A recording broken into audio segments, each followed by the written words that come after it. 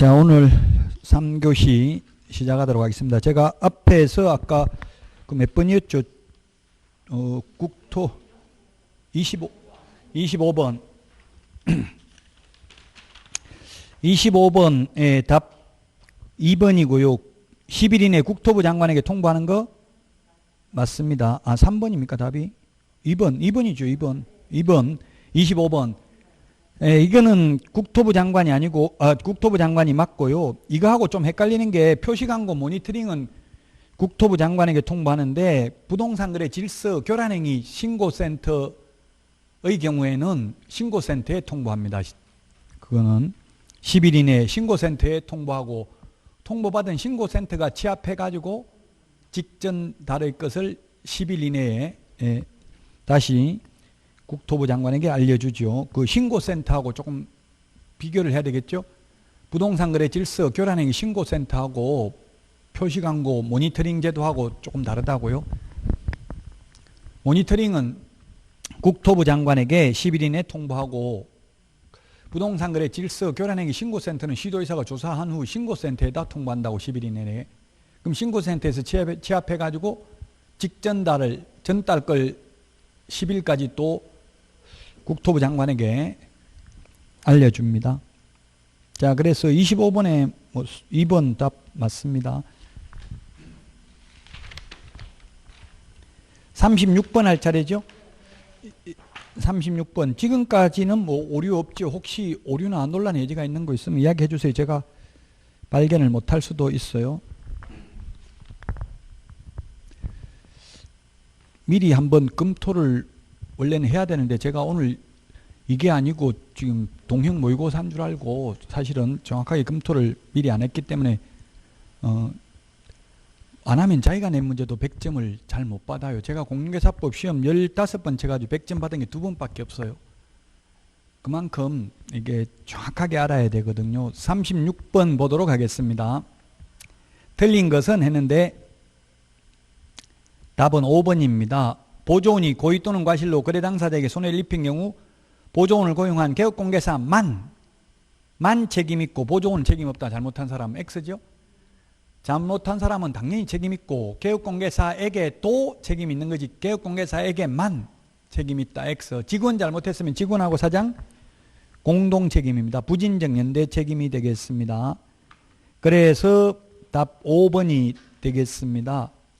1번은 우리 암기 프린트 51번에 있는데 51번에 1번부터 3번은 자격증 미제출, 4번, 5번은 자격증 4번 제출이라고 되어 있죠. 51번. 그래서 소속공개사 고용신고할 때는 자격증 제출하지 않습니다. 2번 고용신고를 받은 등록관청은 결격사유 해당 여부와 실무교육 또는 직무교육 수료 여부를 확인해야 되고요. 3번 외국인은 결격사유에 해당되지 않으면 입증하는 서류 첨부해야 되고 그 다음에 4번 보조원이 결격사유에 해당된 후 개업공개사가 그 사유를 2개월 이내에 해소하지 않는 경우 업무정지 사유다. 맞죠? 이 4번 이것도 지금 현실적으로 저도 황당한 문의를 받은 적이 있는데요. 직원이 그만뒀대요. 그만뒀는데 사장이 나중에 돌아올 수도 있으니까 그냥 고용관계 종료 신고는 하지 않겠다 이렇게 했나 봐요.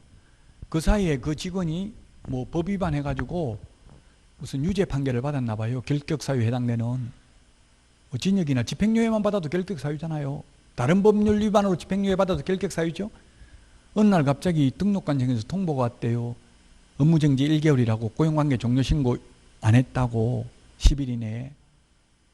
그러니까 일단 나중에 돌아오면 그때 다시 고용 신고하더라도 그 사장이 몰라서 그렇죠. 저 같으면 바로 해고 신고해버리겠죠. 안 하면 만약에 그 직원이 돌아다니다가 뭐 잘못해도 업무상행이면 교육공개사가 책임져야 되잖아요. 만약에 의뢰인하고 다방에서 만나가지고 나 지금 보조원이다 이렇게 해가지고 실장이다 근무 안 하면서 해가지고 사기치면 잘못하면 손해배상해야 될 수도 있죠.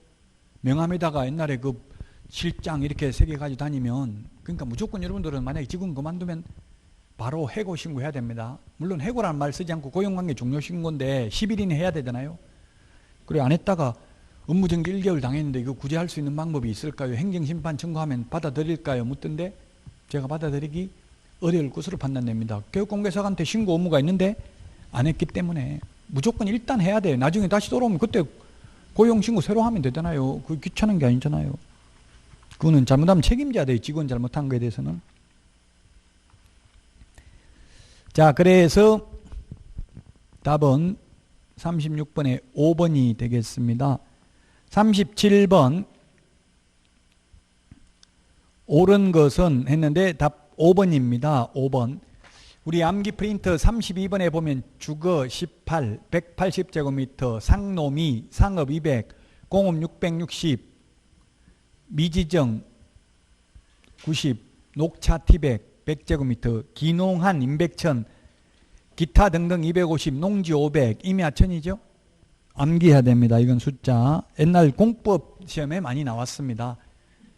국토의 계획 및 이용에 관한 법률에 있을 때 많이 나왔다고요. 2017년도에 공인중개사법으로 통폐합됐잖아요. 부동산 거래 신고 등에 관한 법률과 그 전에 국토의 계획 및 이용에 관한 법률에서 이런 문제가 많이 나왔었습니다.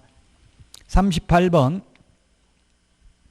옳은 것은 했는데 1번 토지거래 허가를 받아서 취득한 토지가 이용 목적대로 이용되고 있는 경우, 되고 있는 경우가 아니라 되고 있지 않는 경우죠. 땅의 토지는 선매 협의 매수 대상이다. 되고 있지 않는 경우입니다. 그래서 틀렸고 2번 시장군수구청장은 토지거래계약 허가 신청이 있는 날부터 2개월 이내에 선매자를 지정하여 토지 소유자에게 통지해야 한다. 2개월이 아니고 1개월. 우리 프린터 1개월 정리되어 있는 거에 보면 토지거래 허가와 관련된 게 5가지입니다. 이신청, 매수청구, 선매자 지정 통지, 선매협의 완료, 선매협의 완료 조서 제출 모두 1월입니다. 1월. 다만 이행강제금 부과에 대한 이신청은 30일입니다. 30일 이내. 2번 틀렸고 3번 선매자 지정된 자는 그 지정된 날로부터 15일 이내에 매수가격 등 선매 조건을 기재한 서면을 토지 소유자에게 통지하여 선매 협의를 하여야 한다. 15일 맞죠? 답은 3번이 되겠습니다. 우리 암기 프린트의 숫자 다 비교 정리되어 있죠? 3번이 답이고요. 4번 선매자가 토지를 매수하는 경우의 가격은 토지 소유자의 매입 가격이 아니라 선매 가격은 감정 가격, 매수 가격은 공시지가. 불허가 처분을 받았을 때 매수 청구했을 때 매수 가격은 공시지가입니다. 5번 선매 협의가 불성립되면 허가 또는 불허가 처분을 해야 되는 거지 무조건 불허가 처분해야 되는 건 아니죠. 선매 협의가 불성립됐다고 그게 허가 불허가에 영향을 미치지 않습니다. 39번 틀린 게 답 5번입니다. 이거는 임의적 취소입니다. 취소하여야 한다가 아니라 이게 우리 암기 프린터 44번에 있나요? 그 1년이 몇 번에 있어요? 44번에 맞아요? 12번에 있나요? 12, 13, 14, 15번 맞아요? 이거 좀 헷갈리는데 다시 한번 정리를 하면은 13번이 3 플러스 1이죠. 3 플러스 1. 2 플러스 1은 절대적 취소입니다. 이거는 세 번 다 업무정지입니다. 2번 업무정지 이미 받고 한 번 또 업무정지에 해당되는 위반행위 하면 절대적 취소입니다. 근데 15번은 똑같이 업무정지 2번 받고 한 번 더 업무정지에 해당되는 위반행위인데 요거는 매수 신청 대리는 임의적 취소입니다. 매수 신청 대리인 등록은 임의적 취소라고요. 요건 임의적 취소할 수 있습니다. 그 다음에 이게 3 플러스 1은 앞에 3은 업무정지 또는 과태료 처분을 받고 또다시 업무정지 또는 과태료에 해당되는 위반행위인데 단 법제 38조 1항 제8호는 제외한다 이렇게 돼 있어. 그 말은 이미 2 플러스 1에 해당되는 경우는 제외한다. 그래서 따라서 이거는 임의적 취소인데 이게 임의적 취소가 되려면 반드시 3 플러스 1에 과태료가 2번 이상은 포함돼야 된다고요. 만약 과태료가 한 번밖에 포함이 안 되면 업무정지, 과태료, 업무정지, 최근 1년 이내에 이렇게 3번 받고 또다시 업무정지에 해당되는 위반행위를 했다면 과태료 이게 없어도 이미 절대적 취소에 해당되죠. 이거는 절대적 취소입니다. 기출문제 나왔고요. 그 다음에 최근 1년 이내에 과태료, 업무정지, 과태료 이렇게 3 플러스 1 또다시 업무정지에 해당됐다면 요거는 임의적 취소죠. 과태료가 2번 들어가 있잖아요. 4번 다 과태료라도 임의적 취소죠. 그 다음에 14번은 앞에 2번은 업무정지 또는 과태료고요. 뒤에 플러스에는 반드시 과태료인 경우입니다. 이거는 업무정지 사유입니다. 업무정지 사유. 근데 이게 기출문제에 이런 게 나왔어요. 앞에 과태료, 그 다음에 과태료 2번 받고 또다시 업무정지에 해당되는 위반 행위를 했다. 그러면 업무정지 처분할 수 있다. 이렇게 나왔어요. 옵니까? X입니까? 최근 1년 이내에 과태료를 2번 받고 또다시 업무정지에 해당되는 위반 행위를 했다면 업무정지 처분할 수 있다. 맞아요. 이거는 앞에 거는 볼 필요 없잖아요. 이건 아무것도 아니니까 업무정지에 해당됐으니까 업무정지 할 수 있다고요. 만약에 이게 과태료라도 업무정지 할 수 있죠. 이게 업무정지가 아니고 과태료라도 업무정지니까 당연히 앞에 거 필요 없고 업무정지 할 수 있다고 업무정지에 해당되는 위반 행위를 했으니까 좀 이 부분이 어려워요. 근데 해마다 뭐 출제되진 않습니다. 근데 반드시 기출문제도 나왔고요. 논리적으로 자꾸 따지다 보면 깊이 들어가다 보면 이게 안 맞는 경우가 있어요. 너무 깊이 생각하면 그냥 기출문제 나왔던 정도 출제원이 원하는 정도만 알아야 돼요. 이게 논리적으로 깊이 들어가면 조금 약간 안 맞는 경우가 있어요. 5번은 이건 뭐 명백하게 임의적 취소라고 되어 있어요. 독점규제 및 공정거래법 위반으로 최근 2년 이내에 2번 이상 시정조치나 과징금을 받은 경우 임의적 취소라고 되어 있죠. 40번 요거는 옳은 것은 했는데 이게 구체적 기준이 해마다 출제되진 않습니다. 그러나 시험에 나온 적은 있고요. 반드시 나온 적이 있고요. 어차피 우리는 암기하면서 23번에 있나요? 몇 번에 있어요 이게?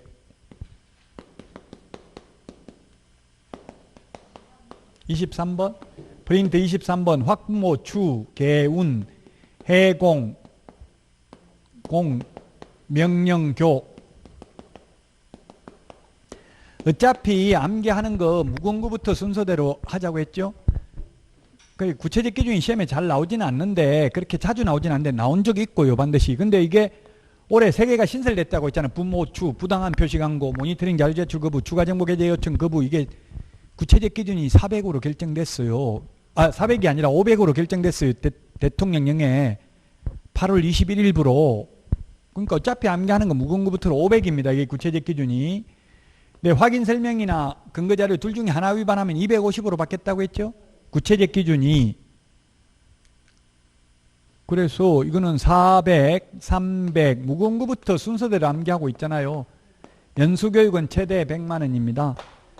따라서 기역, 니은 다 맞고요. 리얼 이것도 보조원을 명시하는 경우 이거 추가됐다고 했죠. 옛날에는 명시적 규정이 없었는데 보조원 이름 적어도 100만 원 이하가 되리라고 했죠.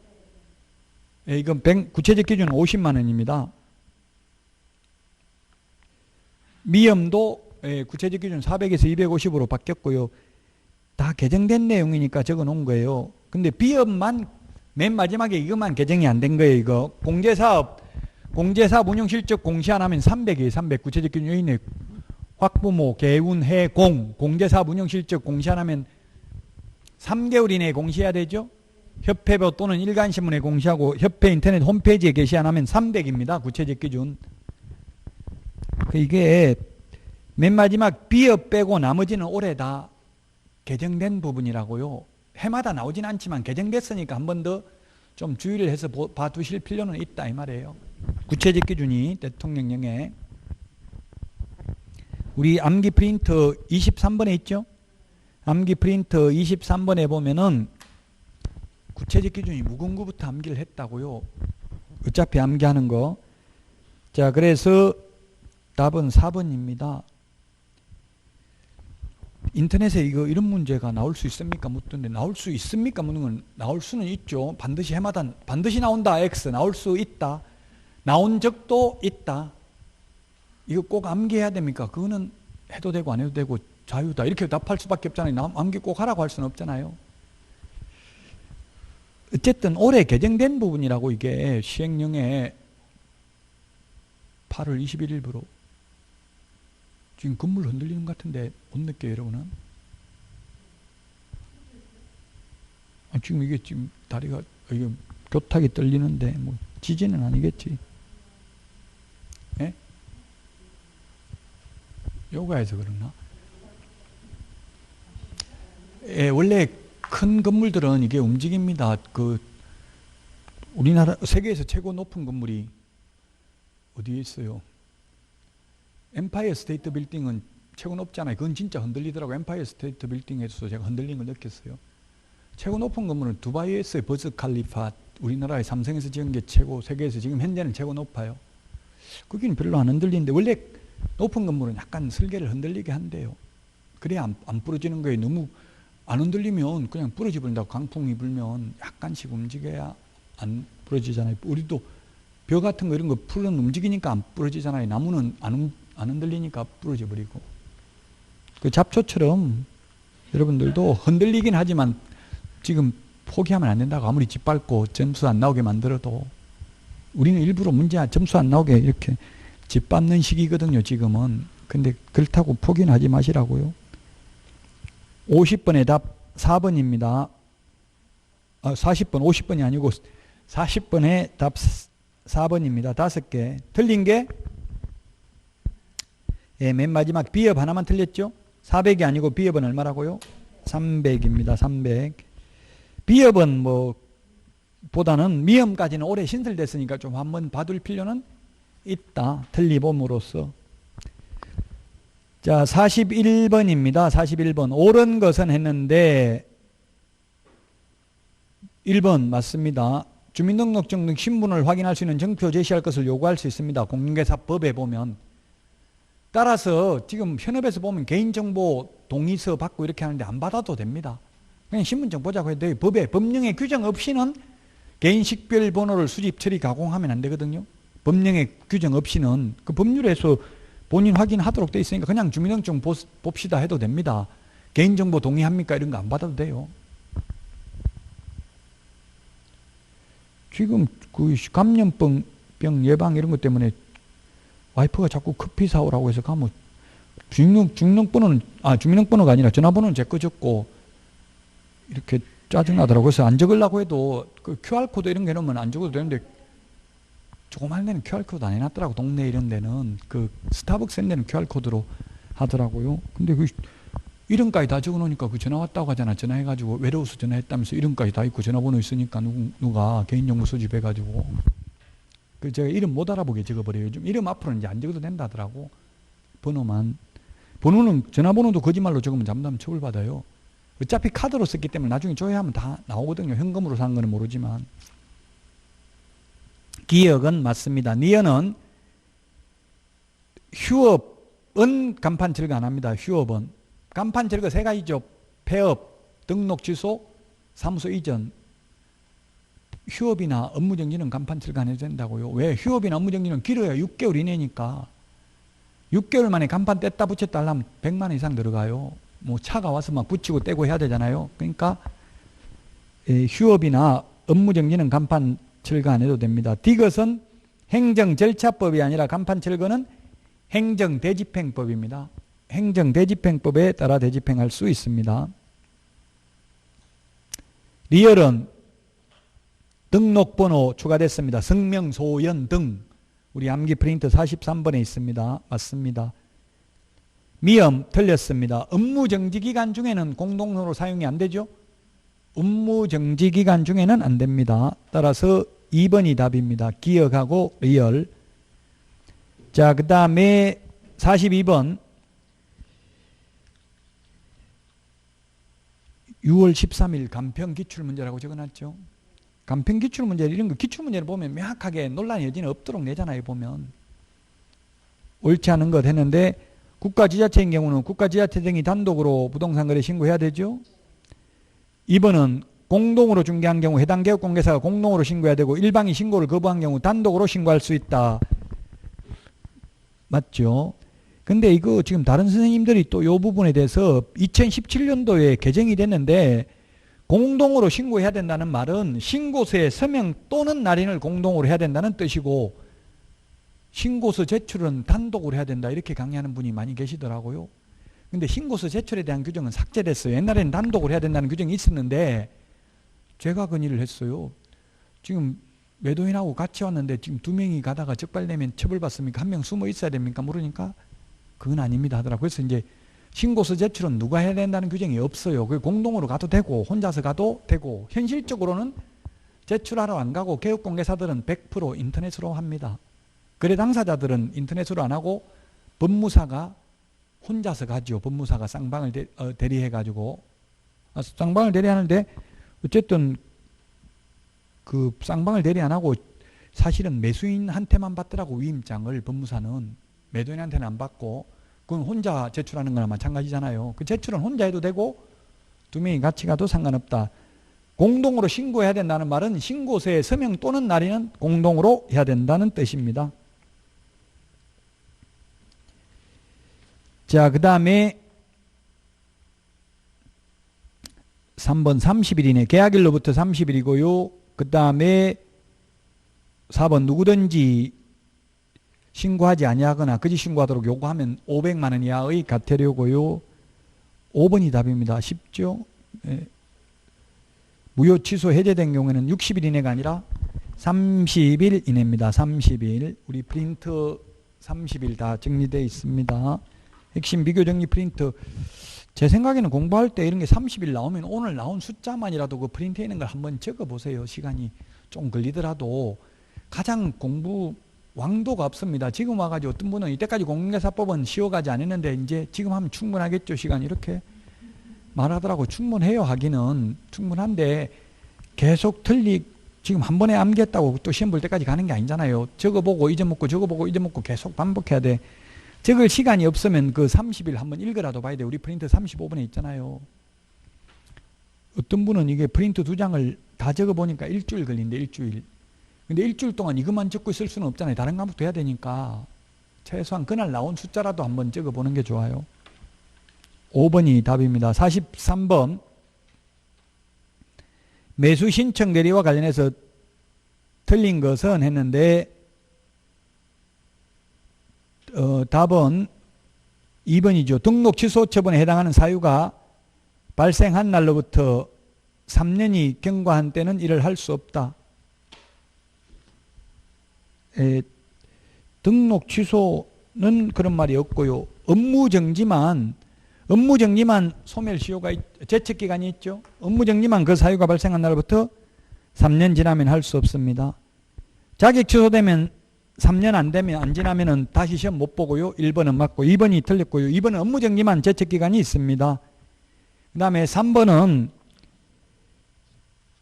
확인설명서 3년 보존입니다. 확인설명서, 전속중개계약서 3년 보존, 거래계약서 5년 보존, 매수신청대리 관련 서류 5년 보존입니다. 4번 매수신청대리인 등록 취소돼도 3년이 지나야 다시 등록할 수 있습니다. 5번 매수신청대리인이 공탁한 공탁금은 폐업 사망한 날부터 3년 이내에 회수할 수 없습니다. 우리 프린트 46번에 11번, 12번에 있나요? 46번에? 11번, 12번. 11번은 공인중개사법, 12번은 매수신청대리와 관련되는 거 3년간 회수할 수 없습니다. 그래서 답 2번이고요. 이거 44번도 감평, 이번에 올해 감정평가사 기출문제입니다. 옳지 않는 것은 했는데 종중재산이 여러 사람에게 명신탁된 경우 수탁자를 상호간에는 형식상 공유관계가 성립하고요.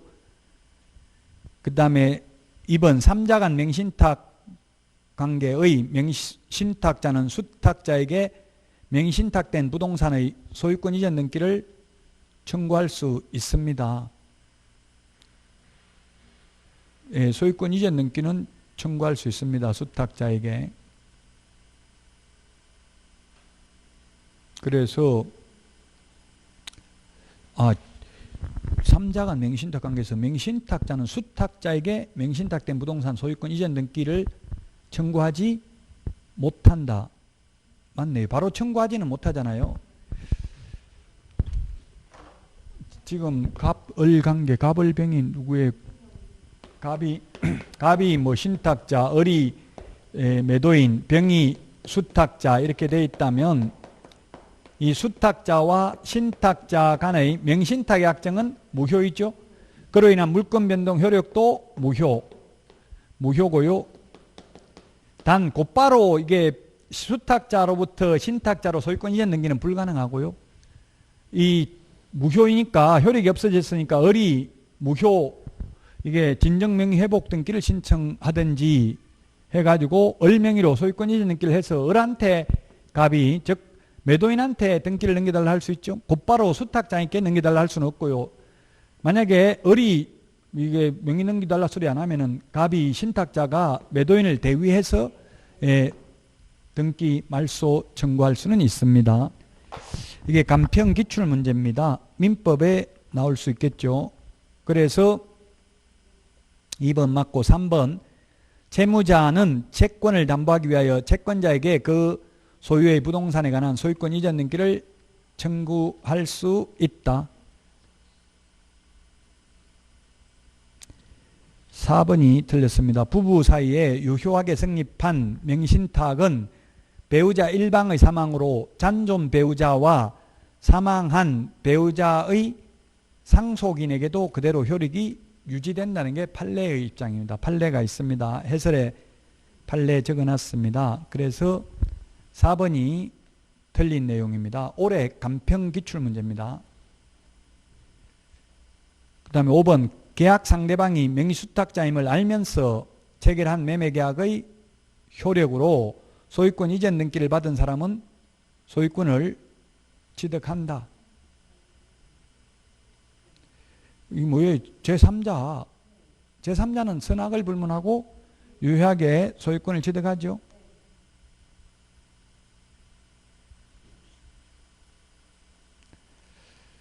자, 그래서 답은 4번입니다. 물론 소유자가 제3자가 수탁자의 배의 명의에 적극 가담하면 무효가 됩니다.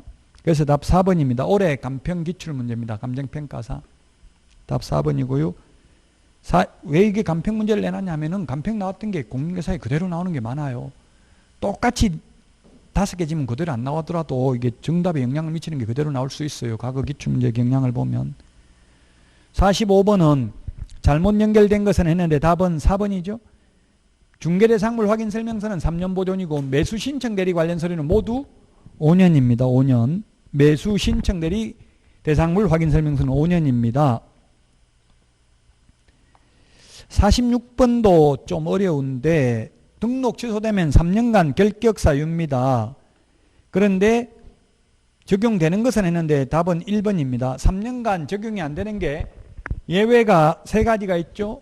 예, 3가지가 있습니다.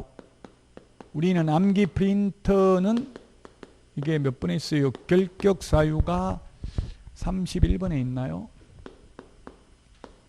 프린터 31번에 있는지 한번 보세요. 31번에 맞아요? 예외가 그 31번에 8번에 보면 예외가 3가지가 있다고요. 예외 3가지. 등록 취소되면 3년 지나야 되는데 사망이나 해산의 경우에는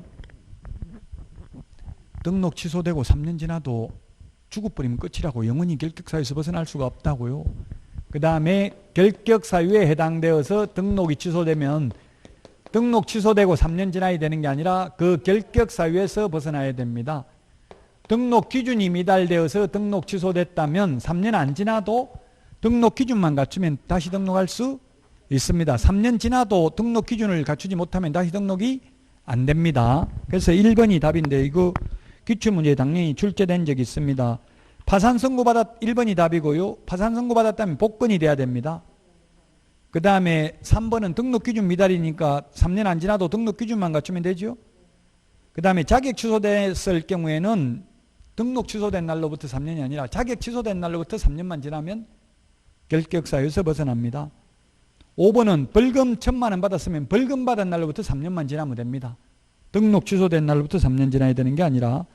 그래서 46번에 1번이고요. 47번 지자체 조례 가정하는 수수료 내야 되는 거 아닌가? 답 2번입니다. 암기 프린트 52번에 당해 지자체 조례 가정하는 수수료 내야 되는 거. 동그라미 6번에 보니까 동그라미 7번에 있나요? 동그라미 7번에 자격증 교부는 X라고 돼 있죠? 7번 맞아요? 52번에 7번 맞냐고요? 예, 52번에 7번에 있습니다. 자격증 교부는 수수료 내지 않습니다. 48번 옳은 것은 했네요. 48번에 옳은 것은 했는데 답은 5번입니다. 자격이 없는 자가 중개하였으나 업으로 한 것이 아니라면 보수받아도 된다. 무등록업자는 보수 못 받는다고 했죠? 1번은 자격이 없는 자가 등록을 하지 아니한 채 부동산 중개업을 하면서 체결한 보수지급약정은 유효하다 했는데 틀렸어요. 업으로 했잖아. 업. 무등록업자는 안 된다고 했죠? 업으로 한 게 아니라고 돼 있다고요. 업으로 한 게 아니라는 말이 어디 있어요. 개설 등록을 하지 아니한 채 중개를 업으로 하면서 이렇게 돼 있잖아요. 업으로 했기 때문에 무등록업자는 보수지급약정 무효입니다. 틀렸고, 그 다음에 이게 2번이 좀 어려운데 이거는 그냥 판례, 시험 기출문제도 나왔고요. 판례입니다. 공인중개사 자격증과 등록증을 대여받아 중개사무소를 운영하는 갑이 직접 거래 당사자로서 중개사무소를 방문한 을과 임대차 계약을 체결한 경우 갑의 이러한 행위는 중개행위에 해당되지 않는다. 중개행위와 관련되는 것만 손해배상을 하잖아요. 이런 거는 협회 공제금 지급할 필요 없다는 이야기예요. 이 판례의 취지는 뭐냐면 나무 자격증 빌려가지고 하는 사람이 자기가 건물주라고 속이고 자기 건물이 있다고 세입자한테 보증금 받아가 떼먹었다고요. 그러면 이런 거는 형법상 사기죄로 처벌받을 사안이라고요. 사기죄로 처벌받을 것까지 그런 것까지 다 손해배상해 주면 협회 망한다는 이야기. 공제금 다 주고 나면 그 사기죄로 형사처벌받으면 합의금을 합의할 가능성이 많죠. 형을 적게 받으려면 합의를 해야 돼요. 일부러 저도 사기죄로 고소해봤는데 판사가 선고를 안 하고 선고 기일을 연기하면서 합의를 종용하더라고요. 그 가해자한테 합의해라. 그 합의하면 처벌을 안 하겠다는 이야기. 그 합의 안 하면 그런 거 양형 이후에 전혀 합의가 되지 않고 이런 말 꼭 하죠.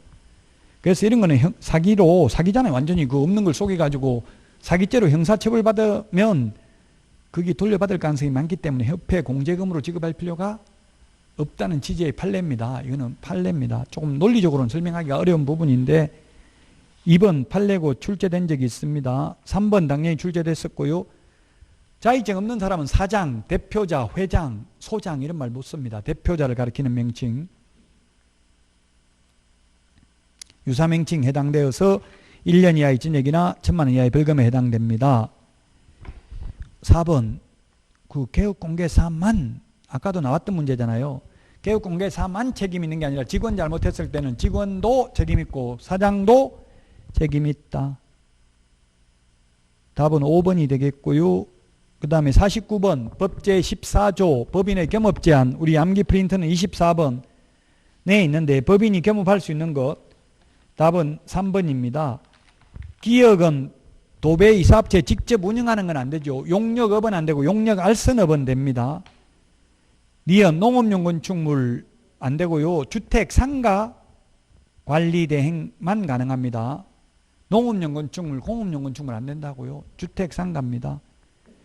디귿 주택법상 사업계획 승인 대상이 아니라고 해서 됩니다. 우리 공인중개사법에서는 사업계획 승인 대상인 것 아닌 것 구분이 없지만 주택법에 의해서 사업계획 승인 대상인 건 안 됩니다. 그래서 디귿은 맞고요. 리얼은 일반인을 대상으로 하면 안 되고 개업공개사를 대상으로 해야 되죠. 암기 프린트 24번에 있고요. 미엄에 민사집행법에 의한 경매, 국세징수법, 그 밖의 법령에 의한 공매대상 부동산에 대한 권리분석, 취득알선, 매수신청 대리, 입찰 대리 할 수 있습니다. 근데 경매, 부동산에 대한 매수신청 대리, 입찰 대리 하려면 매수신청 대리인 등록해야 되지만 공매 부동산 입찰 대리만 하려면 매수신청 대리인 등록할 필요 없고요. 경매 부동산 권리분석이나 취득알선만 하는 경우에도 매수신청 대리인 등록 안 해도 됩니다. B업은 부동산의 이용, 개발업은 안 되고 개발에 관한 상담업은 되죠. 개발업 X입니다. 따라서 3번이 정답이 되겠습니다. 50번 부동산 거래 신고에 관한 법률 시행령상 틀린 것은 했는데 1번 법인이 매도인 또는 매수인으로서 주택을 거래하는 경우 법인의 등기 현황, 거래 상대방과 특수관계 여부 및 그 관계, 주택 취득, 목적, 법인이 매수인인 경우 신고해야 된다. 예, 50번 문제 요거는 지금 현재 입법 예고되어 있습니다. 아직 확정은 안 됐습니다. 사실. 그래서 여러분들이 나중에 뭐 제가 확정되면 이번 9월 달 중에 확정될 예정이에요. 근데 제가 볼 때는 뭐 100% 이렇게 확정됩니다. 왜냐하면 여당에서 이렇게 확정된다고 이미 발표를 했고요. 입법 예고도 돼 있습니다. 근데 이걸 안 지켜버리면 지금 부동산 가격이 내려가고 있다 하고 지금 정책이 효과를 발휘하려고 하는데 이걸 안 지키면 안 되겠죠. 신뢰가 깨지기 때문에 그대로 아마 될 겁니다. 그러나 아직까지 법적으로 확정된 건 아니고 부동산 거래 신고 등에 관한 법률 시행령에 입법 예고되어 있습니다. 9월 중에 시행한다고 부동산 정책에 나와 있습니다. 혹시나 이거와 다르게 시행되면 제가 시험 보기 전에 말씀드릴 테니까 끝까지 그래서 수업 들어야 돼요. 지금부터 혼자 한다고 어떤 분이 인터넷에 올렸더라고. 혼자 한다고 산에 들어갔는데 13시간 공부하긴 했는데 2시간 집중하고 나머지는 내 휴대폰만 보다가 산에서 내려가야 되겠다 이렇게 글 올린 사람도 있더라고요. 그 산에 올라가가지고 인터넷에 글 올릴 시간이 있으면 안 되죠. 그 산에 안 올라가는 게 좋아요. 어떤 분은 시험 치고 나니까 내려오는 사람도 있더라고. 시험 날짜도 모르고 그 안에 산에 올라가가지고. 자, 그 다음에 2번 투기과일지구 조정대상 지역 내에서 주택을 거래하는 경우 거래가액과 무관하게 자금조달계획서 제출해야 된다. 우리 암기 프린트 13번도 다 지금 바뀐 걸 적어놨죠. 옛날에는 조정대상 지역 투기과일지구 3억 이상이었잖아요. 이렇게 바뀔 예정입니다. 지금 현재 100% 확정된 건 아니라고 했죠. 자, 그 다음에 3번도 법인이 주택 매수자인 경우는 거래지역과 무관하게 가액과 무관하게 자금조달계획 제출해야 된다. 또 법인이 취득하는 경우는 지금 취득세 12%잖아요. 법인 양도소득세도 또 10% 더 중과세합니다. 이제 앞으로. 그래서 지금 법인 매물이 엄청나게 많이 나오고 있고요. 또 임대사업자 등록한 사람들도 지금 자동 말소되는 사람도 있고 스스로 말소하는 사람도 있고요. 그래가지고 지금 엄청나게 매물이 앞으로 하방 압력이 거세진다고 앞으로 1년 동안 내년 6월 1일 되기 전까지. 그러니까 집이 지금 없는 사람은 영혼까지 끌어다가 영끌 매수를 할 필요는 없어요. 지금 없는 분들은 제가 볼 때 집이 있는 사람은 뭐 여러 채 있으면 제가 볼 때는 파는 게 낫고요. 한 개만 있으면 어차피 영원히 살아야 되면 뭐 안 팔아도 되고요. 팔아도 되고. 어쨌든 투자 수익이 많이 실현됐으면 제가 볼 때는 집이 하나 있어도 파는 게 더 좋다고 생각해요. 지금 왜냐하면 몇 억 남았으면 팔고 그 돈 가지고 임대 살다가 지금 3기 신도시하고 지금 수도권에 엄청나게 공급이 많이 된다고요. 세종시도 앞으로 올라갈 가능성이 많죠. 지금 내려갈 가능성이 많은 게 청주, 천안 이런 데는 내려갈 가능성이, 천안은 뭐 모르겠어요. 청주는 많이 지금 내려갔어요. 청주는. 지금 세종시는 계속 뭐 인구를 늘리려고 정부에서 정책적으로 추진하고 있지만 청주나 대전 이런 데는 오히려 세종시로 들어오는 경우가 많죠. 근데 대전도 많이 올라간 것 같더라고요. 대전은 동구 쪽보다 서구 쪽이 오히려 많이 오르더라고요.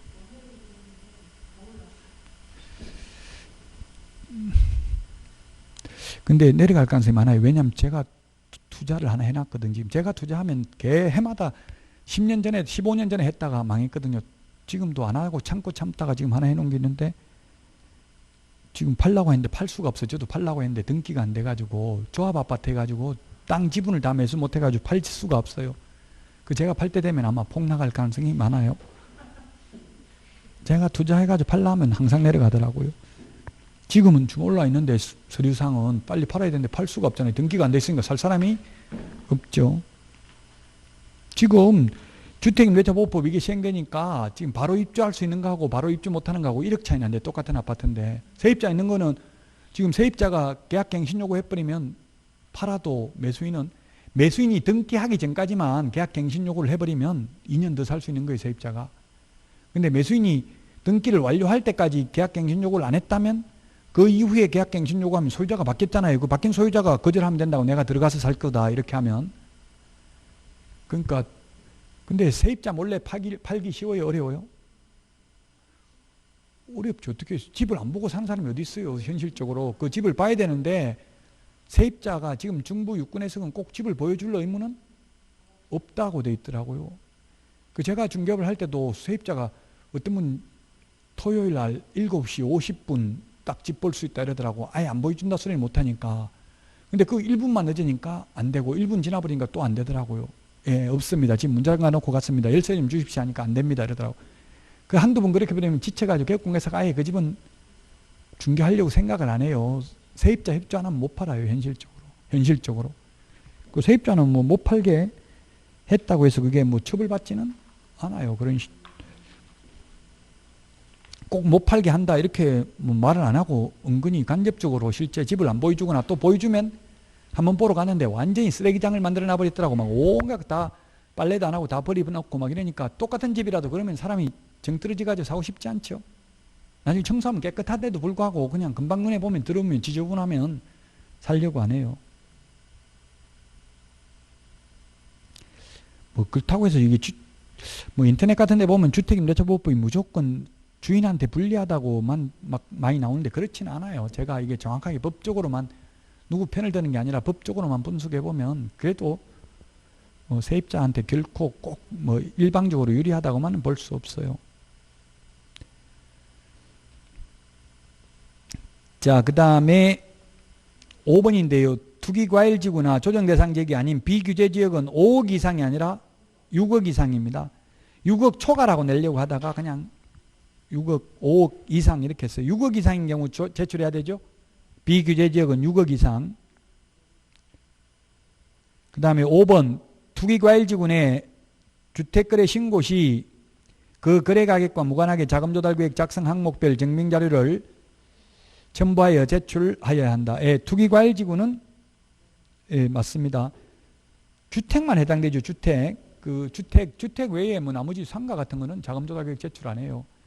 답은 4번인데 이 50번은 지금 100% 확정된 건 아니고 입법 예고되어 있는 상태입니다. 그러나 뭐 거의 100% 이렇게 바뀔 가능성이 있고요. 만약 혹시나 이거와 달라지면 다시 추후 강의할 때 반드시 말씀드리도록 하겠습니다.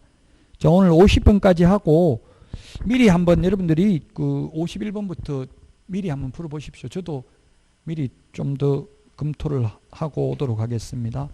예, 다음 주에 뵙고 오늘 여기서 마치도록 하겠습니다. 건강관리 잘 하십시오. 수고하셨습니다.